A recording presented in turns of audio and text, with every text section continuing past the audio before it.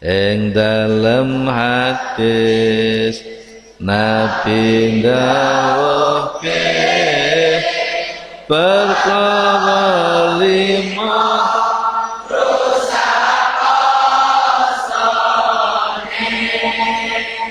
omong kang krana mersijine ngrasani kanca nomor lorone rasani kanca nomor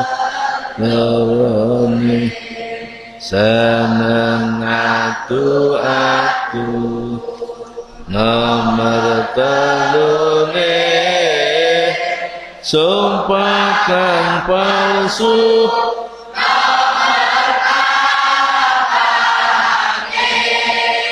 nomor limane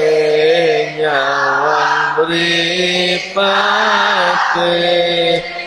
kandhate ake pangisawake kandhate ake pangisawake